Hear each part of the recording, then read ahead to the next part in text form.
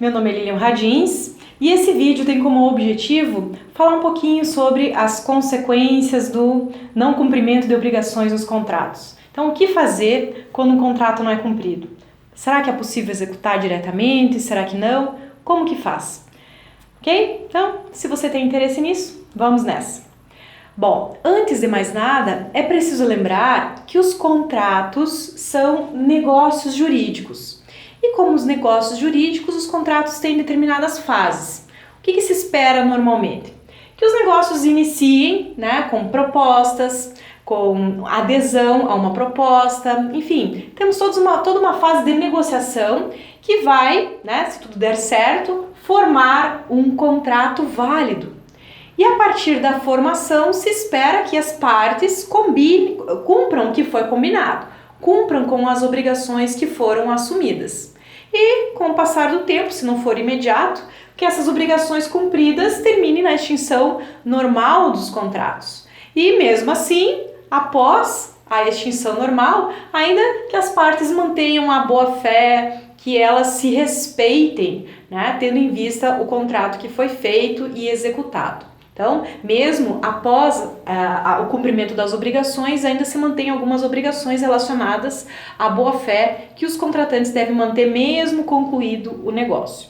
Bom, então, quando nós analisamos os contratos, o que a gente espera? Que todos eles sigam, mais rapidamente ou mais lentamente, todas essas fases e culminem com a extinção normal e o cumprimento das obrigações, certo? Bom, mas às vezes nós temos problemas, nem sempre na execução das obrigações nós temos um cumprimento voluntário exatamente como foi combinado. Pode ser que uma das partes, voluntariamente ou não, não queira, ou não possa cumprir esse contrato. Bom, aí nós temos o que chamamos de inadimplemento. Então, começa a preocupação para o credor. Como que eu faço para cobrar o cumprimento da obrigação que a parte não quer cumprir? Talvez ela não queira ou não possa, enfim, não sei. O fato é que eu cumpri com a minha obrigação e eu preciso saber se essa parte vai cumprir de uma vez. Eu não posso ficar esperando muito tempo, ou talvez deva buscar judicialmente o cumprimento daquela obrigação. Então, o que eu faço? Bom, para saber o que a parte credora faz quando o devedor não cumpre com a obrigação contratada, tem que saber primeiro uma coisa. Nós temos uma cláusula resolutiva expressa no contrato ou não? Porque tudo muda conforme a resposta. Então vamos lá, vamos analisar as duas situações. O que é uma cláusula resolutiva expressa? São aquelas cláusulas que todos os contratos têm. Implicitamente, todos os contratos válidos têm a seguinte cláusula, por mais que as partes não tenham nem feito por escrito nem combinado, tá lá, implícito. Olha, se a parte não cumprir com a obrigação, o sistema jurídico garante que a parte credora pode buscar o judiciário e discutir e buscar, na prática, aquela obrigação cumprida ou indenizada na última das hipóteses. Então, todos os contratos têm isso, todos eles têm.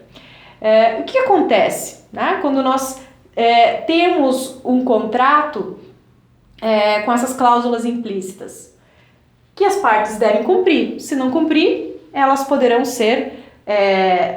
sofrer uma ação judicial e serem obrigadas a cumprir aquela obrigação. Mas existe aqui uma diferença muito importante. Uma coisa é ter essa cláusula implícita, e outra é ter essa cláusula expressa. Então, o que é uma cláusula resolutiva? É uma cláusula que diz claramente quais são as consequências do inadimplemento. O que acontece? Bom, para dizer isso, eu tenho muitas coisas antes. Bom, se é uma cláusula que diz que está escrito, primeiro, eu não tenho cláusula resolutiva em qualquer contrato. Eu preciso pensar num contrato que, por mais que o sistema jurídico não exija como uma solenidade a forma, eu preciso de um contrato escrito.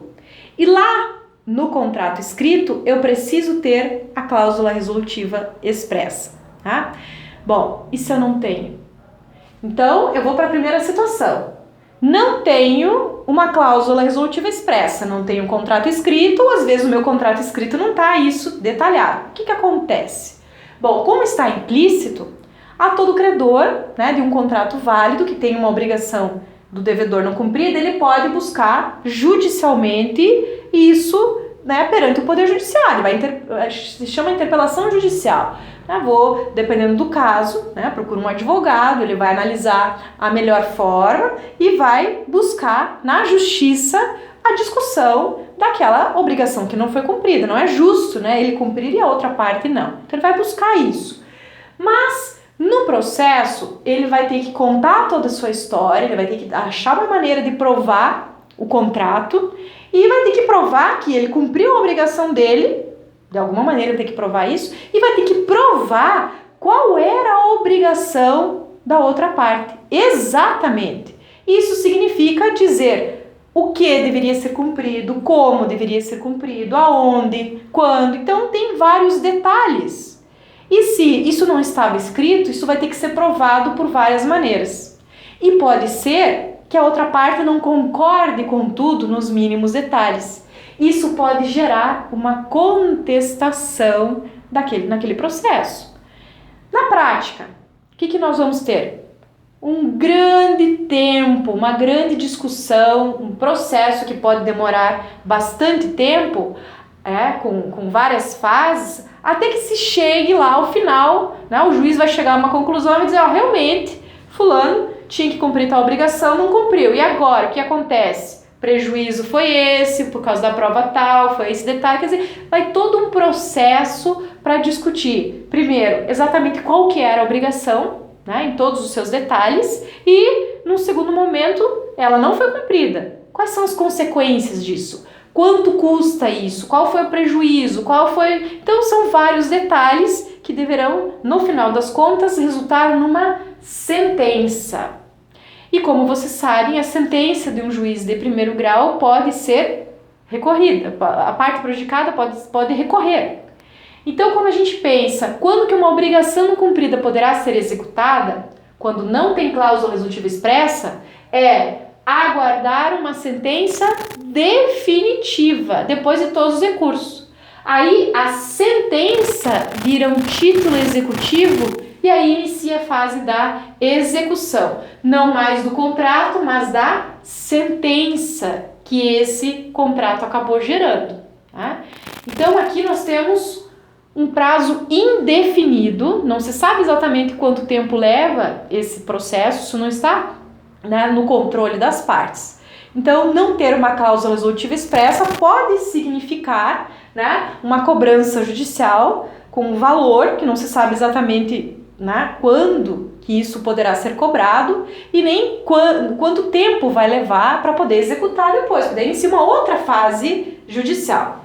Se demorar muito tempo aqui, às vezes é possível que a parte devedora não tenha mais bens até para garantir a execução.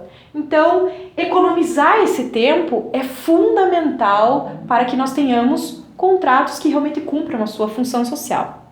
Então, como fazer isso? O ideal seria que todos os contratos tivessem lá uma cláusula resolutiva expressa. Por mais que a lei não exigisse, que fossem por escrito. E o que é essa cláusula resolutiva expressa? Ela precisa lá no contrato detalhar, vamos dizer assim, nos mínimos detalhes, as obrigações de ambas as partes. O que cada uma tem que cumprir, como tem que cumprir, quando tem que cumprir, para quem tem que cumprir, né? O que significa, qual é o documento que comprova o adimplemento de cada uma dessas obrigações, né? O que significa obrigação cumprida, né? Detalhar tudo isso. E mais, em que momento que se considera uma das partes inadimplente? O que é ser inadimplente, né?